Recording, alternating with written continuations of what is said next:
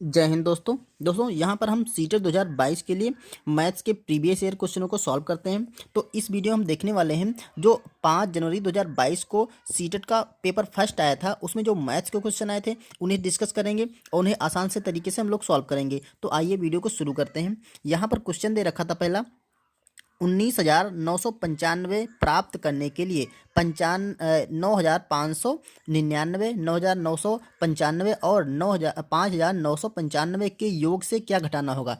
दोस्तों कभी भी आपको ऐसा क्वेश्चन मिले कि ये संख्या कुछ भी यहाँ पे दे रखा हो, ये प्राप्त करने के लिए इसमें से हम क्या घटाएं, अगर ऐसा होगा लास्ट में क्या घटाना है, तो हमें क्या करना है, जो यहाँ पर संख्या दे रखी होगी, यहाँ पर इन तीनों का योग दे रखा है, देखिए इन तीनों का योग दे रखा है, तो यहाँ पर कुछ भी संख्या दे रखी होगी, हम इस संख्या से जो पहले वाली संख्या प्राप्त करने वाली है उसे हम घटा देंगे तो हमारा आंसर निकल आएगा। तो इस क्वेश्चन में क्या करना है, इन सब का जो योग करना है, ठीक है, इनके योग से हम ये वाली संख्या घटा देंगे तो जो हमारा आंसर आने वाला है वो प्राप्त हो जाएगा। मतलब इनके योग से हम क्या घटाएं कि ये प्राप्त हो जाए, ठीक है, तो इनके योग से हम वही संख्या घटा देंगे जो यहाँ पे प्राप्त होने वाली है। ठीक है, तो देखिए कैसे करते हैं, यहाँ पर इन सब का योग कर देंगे तो ये हो जाएगा आपका 95 9 और यहाँ पर 9 9 9 5 और यहाँ पर है 5 9 और 9 5, इसको हम जोड़ लेते हैं, इनका योग करना है ना, तो हम इसको जोड़ लेते हैं। तो यहाँ पर देखिए हो जाएगा 5 5 10 10 9 19 का 9, हासिल लगा 1, 9 9 18 9 27, 1 28 का 8, हासिल लगा 2 और यहाँ पर 9 9 18 और 18 2 20 5 25 का 5, हासिल लगा 2, 9 9 18 और 18 2 20 और 5 25, तो यहाँ हो जाएगा 25,589। तो देखिए 25,589 इनका योग है, ठीक है, और ये प्राप्त करने के लिए इसमें से क्या घटाएं, तो हम यही संख्या घटा देंगे तो हमारा आंसर जो आने वाला हो निकल आएगा। तो ये है आपका 19,995, इसी को घटा देते हैं तो देखो यहाँ पर बच जाएगा आपका 4 और यहाँ पर 18 से 9 जाएगा तो आपका 9 बच जाएगा। यहाँ पर 4 हुआ तो यहाँ पर 14 होगा, 14 से 9 गया तो 5 बच जाएगा और यहाँ पर 4 हुआ, यहाँ पर भी 14 से 9 गया तो 5 बचेगा और यहाँ पर आपका 0 बच जाएगा। तो हमारी जो संख्या घटाने वाली आएगी वो 5,594 आएगी। तो ऑप्शन देखिए 5,594 ऑप्शन नंबर बी है। ठीक है, आइए अगला क्वेश्चन देखते हैं जो आया था। यहाँ पर देखिए बहुत ही आसान सा क्वेश्चन आया था, निम्न में कौन सी संख्या 55,55,555 को प्रदर्शित करती। बस हमें क्या करना था, ये जो संख्या दे रखी है शब्दों में, इसको हमें अंकों में लिख देना था, हमारा आंसर आता है। तो 55,55,000, देखिए 55 लाख की बात कर रहा है तो लाख में कितनी संख्या होती है, इकाई, दहाई, सैकड़ा, हज़ार, 10,000, लाख और 10 लाख, क्योंकि 55 लाख दे रखा है तो हमारी इतनी संख्याएं लाख में आएंगी। देखिए 1 लाख में आपको पता है 5 जीरो होते, 1 2 3 4 5, और 10 लाख में क्योंकि यहाँ पर 55 लाख दे रखा है तो यहाँ पर हम लिख देंगे 55 लाख। ठीक है, या फिर आप या फिर आपको अगर लिखना तो यहाँ से शुरू कर सकते हैं आप। देखिए 555 लिखा है तो 555 लास्ट के 3 अंक होंगे। यहाँ पर देखिए, यहाँ पर सैकड़े वाली आती है, यहाँ पर 10,000 तक आता है, यहाँ पर 10 लाख तक आते हैं, तो देखिए 555 यहाँ पर लिख देंगे। ठीक है, और 55,000 पूछा इससे पहले, तो इससे पहले 55,000, ये देखिए 55,000 हो जाएगा, 2 अंक घेर लेंगे, और 55 लाख तो यहाँ पे 55 लाख हो जाएगा। ठीक है, तो ये आसान सा था, 55,55,555। तो इसमें 5 देखिए 7 बार आया है, तो देखिए 5 7 बार किसमें है, इसी में 1 2 3 4 5 6 7 बार, तो ऑप्शन नंबर हम ए कर लेंगे। दोस्तों इसी क्वेश्चन को आप ऐसे भी कर सकते हैं, पहले 55 लाख लिख लीजिए। देखिए 55 लाख लिखने के लिए हम 5 जीरो लगा लेंगे, ये हो गया 55 लाख। अब 55,000 लिख लीजिए, 55,000 लिखने के लिए हम क्या करेंगे, देखिए हज़ार में 3 जीरो होते हैं तो यहाँ पर 3 जीरो रखेंगे, यहाँ पर 55 लिख देंगे, ये 55,000 हो गया। 555 तो 555, ध्यान रहे दोस्तों, यहाँ पर जो संख्या दिख रहा है 55 लाख बोल रहा है, अगर यहाँ पे मान लो 155 लाख बोलता है, ठीक है, तो ये होता थोड़ा कि 155 लाख तो हम लिख देते, लेकिन 155,000 जब लिखना होता तो 1,55,000 उसे लिखते हैं। ठीक है, इतनी हमें बात ध्यान दें, लेकिन इस क्वेश्चन में ऐसा कुछ नहीं था। अब इनको हम जोड़ते हैं तो ये देखिए वही आ जाएगा, 5 5, यहाँ पर 5 आएगा, यहाँ पर भी 5 आएगा, 5 5 और 5, तो यही आंसर आ जाएगा। दोस्तों इस टाइप से सेम क्वेश्चन इस टाइप से पूछता है कि 11,1111 को कैसे लिखें, तो आप ऐसे लिख सकते हैं, 11,000 लिखिए, फिर 1100 लिखिए और 11 लिखिए और फिर उसको जोड़ दीजिए। ऐसे क्वेश्चन कई बार पूछ चुका है, 12,1212 को कैसे लिखेंगे, या 11 दहाई 11 इकाई 11 को कैसे लिखेंगे, तो आप ऐसे करके उसको जोड़ सकते हैं। ओके, आइए अगला क्वेश्चन करते हैं। दोस्तों अगर आपको पुराना वीडियो हमारा देखना है तो इसी वीडियो की डिस्क्रिप्शन में उसका लिंक मिल जाएगा, आप वहां से देख सकते हैं। और अगर वीडियो पसंद आएगा तो उसे लाइक कर दीजिएगा, चैनल पर नए हों तो सब्सक्राइब कर लीजिएगा। ठीक है, यहाँ पर देखिए क्वेश्चन अगला दे रखा है, कुसुम अपने मित्रों के साथ शाम को तब खेलने जाती है जब घड़ी की दोनों सुइयां 6 पर होती हैं। मतलब घड़ी की दोनों सुइयां 6 पर होती हैं और टाइम है शाम का, ये ध्यान रखिए शाम का। इस समय को 24 घंटे वाली घड़ी में क्या पढ़ा जाता है? देखिए ये 12 घंटे वाला समय उसने बताया है, तो 24 घंटे वाले में इसे क्या पढ़ा जाएगा? देखिए शाम को अगर शाम का समय है तो आपको पता है कि AM और PM दो हम टाइम घड़ी में देखते हैं, AM और PM। तो रात के जो 12 बजता है, रात का 12 बजे, ठीक है, 12 बजे से, या उसको 00 ही लिखते हैं, 0:00 तो जो रात के हम 12 बजे पढ़ते हैं तो ये टाइम होता है 0 बजकर, यहाँ से शुरू होता है। और जब PM आता है, AM से शुरू होता है, और जब दोपहर के 12 बजता है, ठीक है, दोपहर के 12 बजता है तो ये हो जाता है PM। घड़ी में AM और PM ऐसे चेंज होता है। फिर दोपहर के 12 बजे से रात के जो 12 बजे, यहाँ से जो ये वाला टाइम होता है दोपहर के 12 बजे से रात के 12 बजे तक, इसमें रहता है PM। ठीक है, और यहाँ पर जो टाइम होता है उसमें रहता है AM। ठीक, मतलब सुबह वाला अगर हम समय देखेंगे तो उसमें AM दिखाता है। कभी भी आपको ऐसे टाइम में देखना हो तो ऐसे ही रहता है। अब देखो उसने कहा है कि शाम को 6 बजे तब जाती है जब घड़ी की दोनों सुइयां 6 पर होती हैं। मतलब अगर घड़ी आपकी ऐसे बनी होती है तो यहाँ पर दोनों सुइयां कहाँ होगी? यहाँ पर लगभग 6 यहाँ पर आता है, यहाँ पर 12 होता है, और यहाँ पर 3 होता है, और यहाँ पर 9 होता है। ठीक है, तो दोनों सुइयां 6 पर, मतलब मिनट की भी 6 पर है और घंटे की भी 6 पर है। तो घंटे की अगर सुई 6 पर है, ठीक है, घंटे की अगर सुई 6 पर है दोस्तों, ऐसा कभी भी नहीं होता है। आप घड़ी में चेक कर लीजिए, घड़ी की दोनों सुइयां कभी भी 6 पर नहीं आएंगी, क्योंकि अगर 6 बजा होगा तो घंटे वाली सुई थोड़ा आगे आएगी। लेकिन इस क्वेश्चन में जैसा कहा हम लोग इसके अकॉर्डिंग लगाएंगे। अगर घड़ी की भी सुई 6 पर है, घंटे की और मिनट की सुई 6 पर है, तो हमें पता है क्या बजा होगा, 6 बजकर, इसमें बजा होगा 6:30 हुआ होगा। ठीक है, मतलब 6:30 बजा होगा। अब 6:30 बजा है तो ये PM समय है। ठीक है, PM है। तो देखिए अगर 12 बजे तक क्या रहता है घड़ी में, 12 बजा, फिर उसके बाद 1 2 3 शुरू हो जाता है। तो जो अगर हम AM वाले से बात करें या 24 घंटे वाले घड़ी की बात करें तो यहाँ पर देखिए 12 तो बज चुका। अब 12 बजे के बाद 6 घंटे और हुए, 30 मिनट और हुए, तो इसमें हम 6 घंटे और 30 मिनट और जोड़ देंगे। ठीक है, तो क्या हो जाएगा, यहाँ पर देखिए 30 आ जाएगा, और यहाँ पर 12 6 18, मतलब 18:30 हो जाएगा।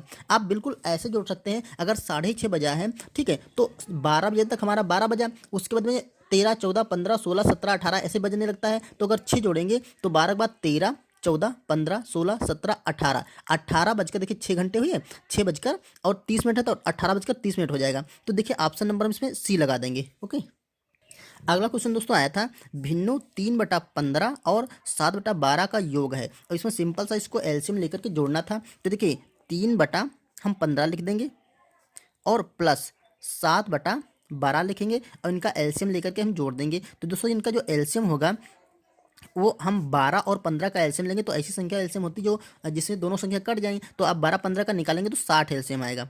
ठीक है, देखिए 15 चक्कू 60 और 12 पंचे 60। ठीक है, तो अब देखिए इसको जोड़ेंगे कैसे, यहाँ पर 3 लिखेंगे। अगर आपको भिन्न का जोड़ना आता है तो बहुत अच्छी बात है, अगर नहीं आता तो देखिए क्या होता है, यहाँ पर जो अंश होता है उसे लिखते हैं, फिर से हर से एलसीएम को भाग करते हैं। तो 15 से एलसीएम को भाग करेंगे तो 15 चक्कू 4 बार जाएगा, 15 चक्कू 60, तो यहाँ पर हम वो 4 लिख देते हैं। फिर जो चिन्ह यहाँ पे लगा होता है वो हम चिन्ह लगाते हैं, ये संख्या लिखी होती है संख्या लिखते हैं, फिर गुणा लगा लेते हैं, फिर इसके हर से एलसीएम को भाग करते हैं, तो 12 पंचे 60। ठीक है, 5 बार जाएगा तो यहाँ पे 5 लिख देते हैं। ठीक, ये प्रोसेस हो गया। अब इसको हम कैलकुलेट कर लेते हैं। तो 4 3 चक्कू क्या हो जाएगा 12 प्लस 7 5 35, तो ये हो गया 35, और नीचे क्या हो गया आपका 60। तो देखिए अब इसको जोड़ लीजिए, तो 5 और 2 आपका 7 हो जाएगा, और 3 1 4 हो जाएगा, तो ये 47/60 आएगा। तो ये हमने क्या करा, इन दोनों को जोड़ा तो 47/60 आएगा। तो ऑप्शन नंबर देख लीजिए 47/60, ऑप्शन नंबर हमारा B मिल रहा है। ओके, आइए अगला क्वेश्चन देखते हैं। यहाँ पर दे रखा है, एक वर्ग की परिसीमा 20 सेंटीमीटर है, इसके कोने से 1 सेंटीमीटर भुजा वाले वर्ग को काट के निकाल दिया जाता है। दोस्तों इसमें लिखने में थोड़ी मिस्टेक हो गई है। यहाँ पर दे रखा है 1 सेंटीमीटर भुजा वाले वर्ग को काट के निकाल दिया जाता है, ठीक है। और नए आकार की परिसीमा में क्या परिवर्तन होगा, तो जब काट के निकाल दिया जाता है उसे, तो नए वर्ग जो नई आकृत बन जाएगी उसे, उसको उसकी जो परिसीमा होती, परिसीमा मतलब उसका जो परिमाप होगा उसमें क्या परिवर्तन होगा। दोस्तों थोड़ा यहाँ पे क्वेश्चन छूट गया लिखने में, ठीक है। आप जब पेपर देखेंगे तो उसमें ये पूरा पूरा दे रखा होगा कि एक वर्ग की परिसीमा 20 सेंटीमीटर है। परिसीमा दोस्तों क्या होती है, देखिए ये एक वर्ग है, ये इस टाइप से वर्ग बना होगा, ठीक। इसकी जो परिसीमा ये है, इसका परिमाप ये है आपका 20 सेंटीमीटर, ठीक है। तो इसका मतलब इसकी भुजा ये देखिए 5 ये होगी, 5 ये होगी और 5 ये होगी और ये 5 ये होगी, तब तक इसका परिमाप क्या हो गया 20 सेंटीमीटर। परिसीमा को ही परिमाप कहते हैं, क्लियर। अब देखिए कह रहा है इसके एक कोने से 1 सेंटीमीटर भुजा वाला एक वर्ग काट के निकाल दिया जाता है। तो देखो अगर इसके एक कोने मान लेते, यहाँ से हमने 1 सेंटीमीटर भुजा वाला एक वर्ग काट के ये अलग कर दिया, तो देखिए तो आकृति आपकी कैसी दिखेगी, कुछ इस टाइप से बन जाएगी,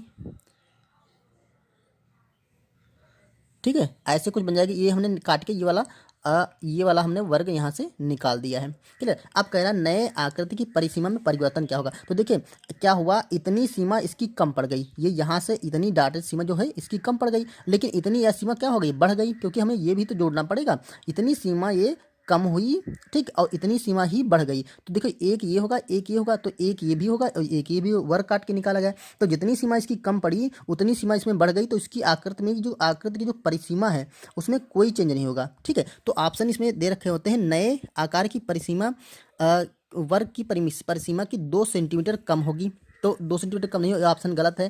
कह रहा ये दोस्तों यहाँ दे रखा नए आकार की परिसीमा जो वर्ग है उसकी परिसीमा के बराबर होगी, तो ये बराबर होगी, यही इस क्वेश्चन का आंसर होगा, क्योंकि उसकी परिसीमा में कोई चेंज नहीं होगा। तो ये आप अच्छे से समझ गए होंगे, ठीक है। और आगे देखिए कह रहा है उसकी में 4 सेंटीमीटर कम हो जाएगी, तो ये भी गलत है, और 2 सेंटीमीटर अधिक हो जाएगी, ये भी गलत है। तो आप ऐसे देख लीजिए, इस क्वेश्चन को आप आकृति से अपने माइंड में और सोच करके ही समझ जाएंगे कि इसमें क्या हो रहा है। अगर इतना निकाला गया, इतना जुड़ भी गया, तो इसमें कोई चेंज नहीं होगा, ओके।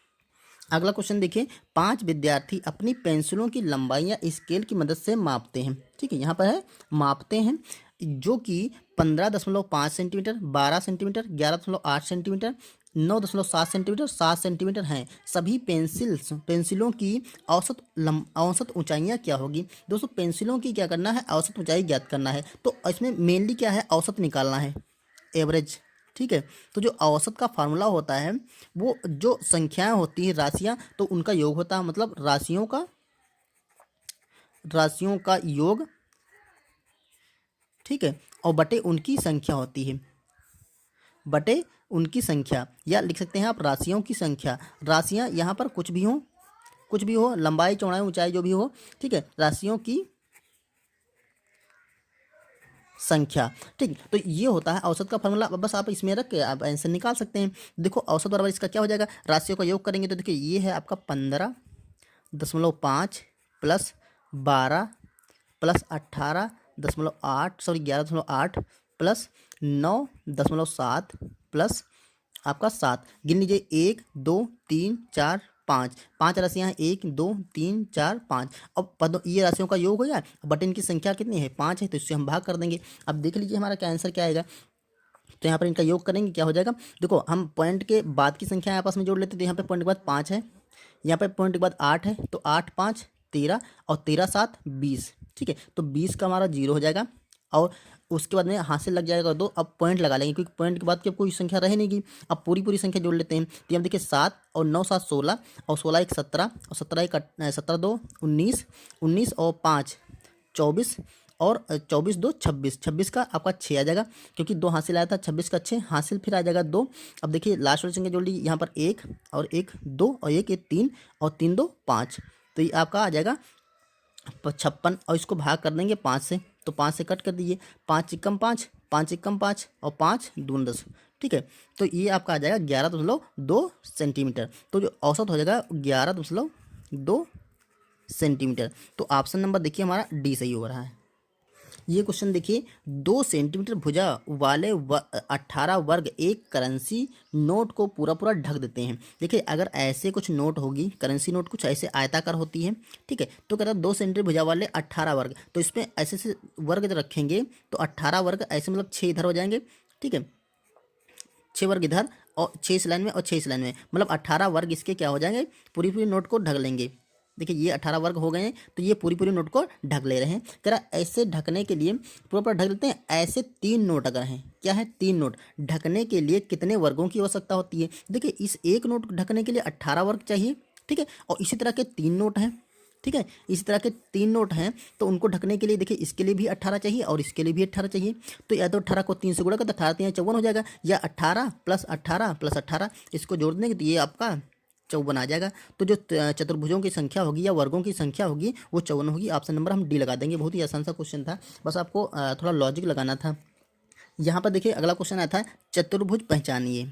अब चतुर्भुज किस टाइप का दे रखा था? मेरी 2 सममित रेखाएं हैं, मेरे सभी कोण 90 अंश के हैं। तो सभी कोण 90 अंश के हैं। यहाँ पर ऑप्शन जो दे रखा है, देखिए एक दे रखा है वर्ग, समचतुर्भुज, आयत और समांतर चतुर्भुज। देखिए जो समचतुर्भुज होता है उसका कोण 90 अंश का नहीं होता है, और समांतर चतुर्भुज होता है उसका भी कोण 90 अंश का नहीं होता। क्योंकि देखिए जो समचतुर्भुज होता है उसको कुछ इस तरह से हम बनाते हैं, ठीक है, तो इसका कोई भी कोण 90 अंश का नहीं होता। और समांतर चतुर्भुज दोस्तों कुछ इस तरह से बनाते हैं, ठीक है, तो इसका भी कोई कोण 90 अंश का नहीं होता। तो ये दोनों तो गलत हो गए, ठीक है। अब हमारा वर्ग जो होता है इसका कोण 90 अंश का होता है, और आयत इसका भी कोण 90 अंश का होता है। देखिए वर्ग आपको पता है, ठीक है, ऐसे होते हैं जिसकी सारी लाइनें बराबर होती हैं और उसके कोण सारे 90 अंश के होते हैं।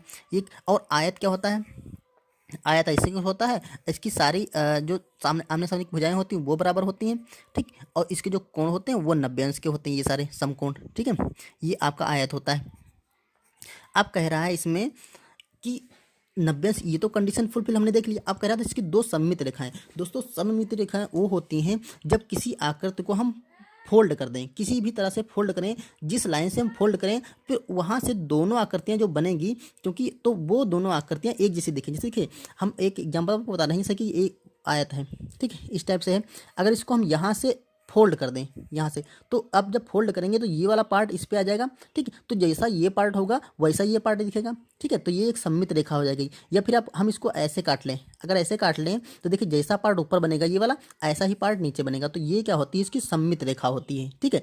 ऐसे ही तो पूछ रहा है कि इसकी 2 सममित रेखाएं। तो देखिए अगर आप इसको फोल्ड करेंगे तो इसमें एक तो ये सममित रेखा आ जाएगी, एक जैसे कर, दूसरी ऐसे फोल्ड करेंगे तब भी सममित रेखा है, तीसरी ऐसे फोल्ड करेंगे तब ये वाला पार्ट एक जैसा दिखेगा, और ऐसे फोल्ड करेंगे तब भी ये वाला पार्ट इधर वाला और इधर वाला पार्ट एक जैसा दिखेगा। तो इसकी 4 सममित रेखाएं हो गई, ठीक है। कितनी हो गई? 4। अब इसमें देखिए, इसमें एक आप ऐसे फोल्ड करेंगे, एक ऐसे फोल्ड करेंगे, ठीक है, तो 2 सममित रेखाएं, एक ये तो 2 हो गई। अब तीसरी अगर आप सोच रहे हैं इस डायगोनली फोल्ड करेंगे, तो डायगोनली फोल्ड ऐसे करेंगे तो ये देखिए अगर ऐसे आप इसको फोल्ड करेंगे तो ये आकृति यहाँ जाकर मिल जाएगी। आप इसको ढक नहीं सकते। देखिए अगर इसको आप ढकेंगे तो कुछ इस टाइप से बनेगा, इस टाइप से बनेगा ये। अगर ऐसे ढकेंगे तो ये आकृति आपकी जाएगी यहाँ से होकर के ऐसे, ठीक है, ऐसे ढकेगा। तो ये देखिए एक जैसी नहीं बनेगी, तो इसकी 2 ही सममित रेखाएं होती हैं, ठीक है। तो इस तरह से हमारा इस क्वेश्चन को जो आंसर है वो आयत है। आयत में 2 सममित रेखाएं होती हैं, सारे कोण 90 अंश के होते हैं और आमने सामने की भुजाएं बराबर होती हैं। वर्ग में 4 सममित रेखाएं होती हैं, आमने सामने की मतलब इसकी सारी भुजाएं बराबर होती हैं और इसके सारे कोण क्या होते हैं? 90 अंश के होते हैं। ओके, तो दोस्तों ये थे इसके 8 क्वेश्चन जो हमने इस वीडियो में डिस्कस किए। अब इसके जो शेष बचे हुए क्वेश्चन है, क्योंकि एक सीटेट के एग्जाम में जो न्यूमेरिकल के क्वेश्चन आते हैं मैथ्स के, वो लगभग 15 क्वेश्चन होते हैं, ठीक है। तो इसके जो बचे हुए क्वेश्चन हैं वो हम इसके जस्ट नेक्स्ट वीडियो में डिस्कस करेंगे। ओके, अगर वीडियो पसंद आए तो इसे लाइक करिए, चैनल पर नए तो सब्सक्राइब कर लीजिए। Thank you.